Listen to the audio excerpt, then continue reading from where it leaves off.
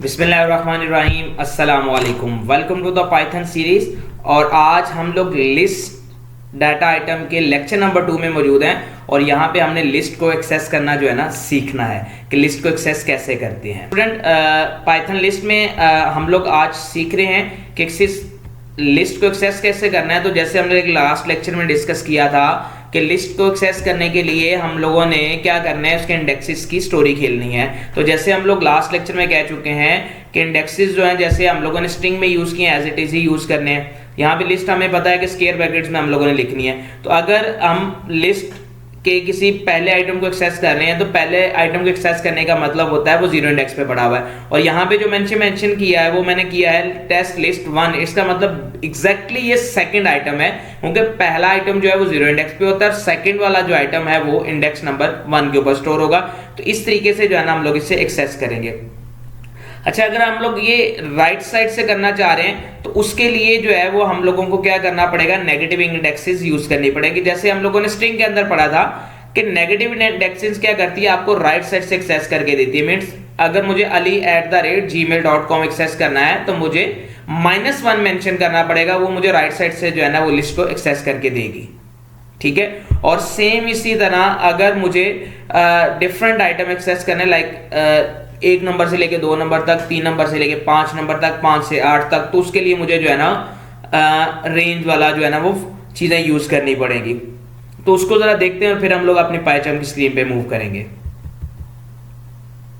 तो range of indexes basically क्या है, you can specify a range of indexes by specifying where to start and where to end the range.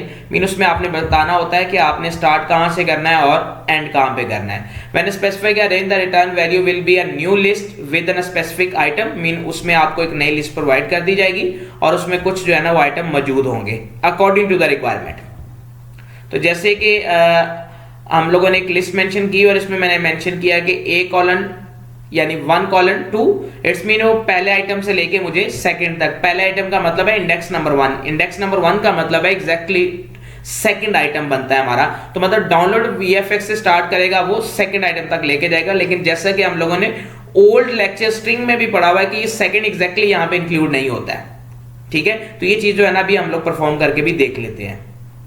Student, हम लोग Python की screen पे हैं। Simple जो है वो एक टेस्ट लिस्ट के नाम से जो है ना हम एक लिस्ट क्रिएट करते हैं सिंपल। और जी उसमें जो है ना हम लोग डिफरेंट टाइप के आइटम जो है वो ले लेते हैं और यहाँ पे जो है ना वो कुछ और मेंशन कर लेते हैं।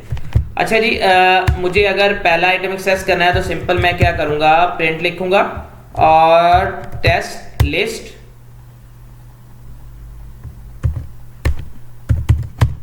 और पहला आइटम एक्सेस करना है तो मुझे 0 मेंशन करना पड़ेगा यहाँ पे। तो जैसे ही मैंने 0 मेंशन करके रन किया तो उसने मुझे 12 दे दिया जी। यहाँ पे आप देखें तो यहाँ पे 12 भी जो है ना वो पहले इंडेक्स पे पड़ा हुआ है। अगर मैं यहाँ पे लिखता हूँ सिंपल प्रिंट और टेस्ट लिस्ट और मैं यहाँ पे लिखता हूँ 1, तो इसका मतलब मुझे सेकंड आइटम यानी 34 जो है ना एग्जैक्टली आंसर के तौर पे मिलना चाहिए और वही जो है ना मुझे यहाँ पे मिल भी रहा है। ठीक है। अच्छा जी, अगर मैं राइट साइड से एक्सेस करने की कोशिश करता हूं तो मैं यहाँ पे लिखूं टेस्ट, यहाँ पे टेस्ट लिस्ट और मैं यहाँ पे लिखता हूँ -1। तो अब मुझे राइट साइड से जैसे कि यहाँ पे राइट साइड पे कॉन्टेक्स्ट लिखा है तो मुझे ये चीज वो प्रोवाइड करेगा। तो सिंपल जैसे मैंने लिखा वो मुझे यहाँ पे वैल्यू जो है ना वो प्रोवाइड कर देगा।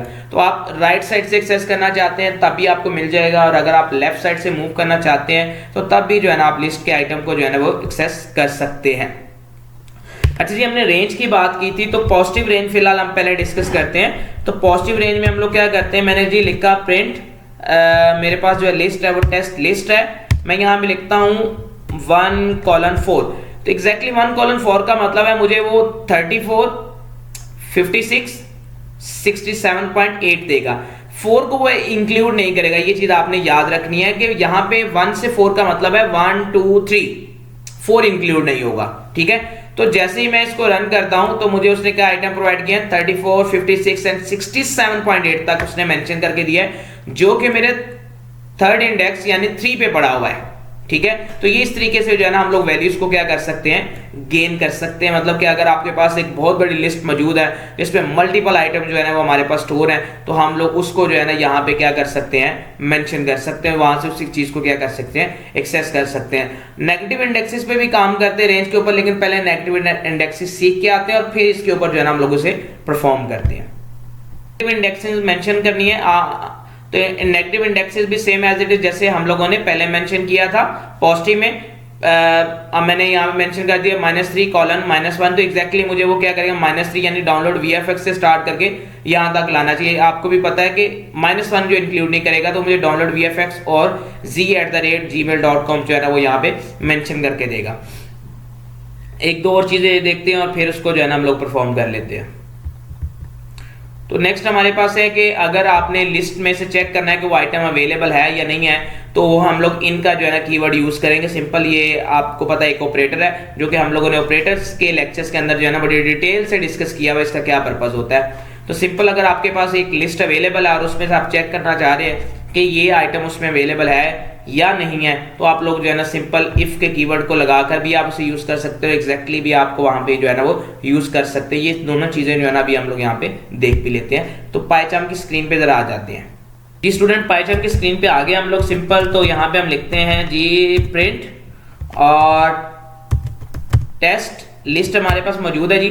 इसकी नेगेटिव इंडेक्स को हम लोग एक्सेस करने जा रहे हैं, तो मैं यहाँ पे मेंशन करता हूँ -3 कॉलन -1, तो मुझे वो ये तीन चीजें मैं देगा यहाँ से, ये वाली दो वाली, ठीक है। -1 जो है ना वो इसमें इंक्लूड नहीं होगा। तो जैसे मैंने उसे रन किया तो एग्जैक्टली उसने मुझे 56 और 67.8 जो है यहाँ पे उसने मेंशन करके जो है ना दे दिया है। मैं अगेन इसको एक और टास्क के ऊपर ले जाता हूँ। सिंपल, मैं लिखता हूँ यहाँ पे टेस्ट लिस्ट और एक और इंडेक्सिंग में यहाँ पे मेंशन करता हूँ -5 कॉलन -1, तो देखते हैं कि वो मुझे क्या आंसर देता है। तो अब देखिए उसने -5 यहाँ तक आगे देखिए -1 -2 -3 -4 और -5 -5 -4 -3 और -2 तक जो है ना वो मुझे लेकर जाएगा। -1 उसमें इंक्लूड नहीं करेगा।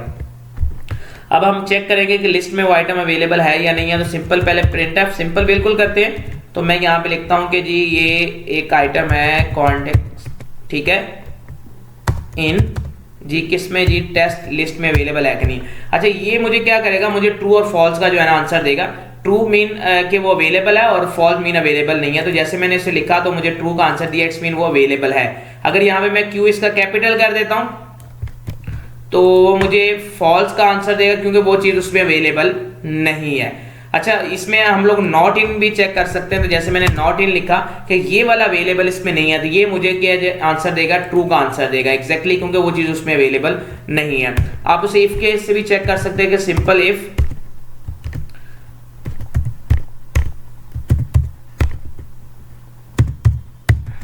ठीक है जी, इन टेस्ट लिस्ट कॉलन, और मैं यहाँ पे एक printf का जो है ना वो एक मैसेज लिख लेता हूँ। क्या मैसेज, यस वी आर, ठीक है। और आज जो भी आप लिखना चाहें, मैं अब इसे रन करूंगा। अगर ये अवेलेबल होगा तो मुझे वो मैसेज क्या कर देगा, शो कर देगा। वो अवेलेबल है इसलिए मुझे उसने वो मैसेज को क्या कर दिया है, शो कर दिया है। अगर मैं इसके लिए इसके ऑपोजिट डायरेक्शन में जाके इसे रन करता हूँ, यानी मैं चाहता हूँ कि ये अगर अवेलेबल ना हो तो देन जो है ना वो मुझे क्या मेंशन दे, मैसेज दे दे भाई। क्यू कैपिटल के साथ ले जाते हैं।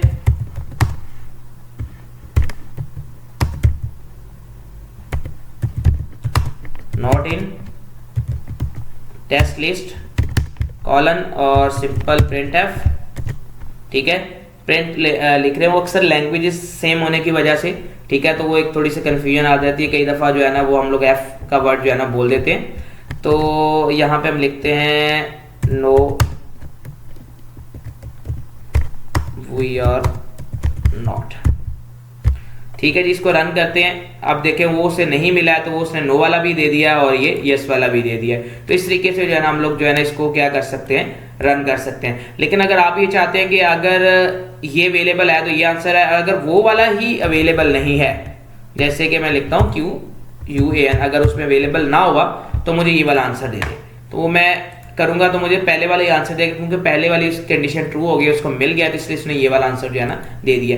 तो इस तरीके से जो है ना हम लिस्ट के आइटम को जो है ना वो एक्सेस कर सकते हैं। आप इंडेक्सेस नंबर के थ्रू, पॉजिटिव रेंज के थ्रू, नेगेटिव रेंज के थ्रू जो है ना आप लोग लिस्ट आइटम को एक्सेस करके जो है ना यहाँ पे देख भी सकते हैं। तो अब नेक्स्ट लेक्चर में जो है ना हम लिस्ट के किस मजीद आइटम के साथ जो है ना यहाँ पे मिलते हैं। तब तक के लिए अल्लाह हाफिज़।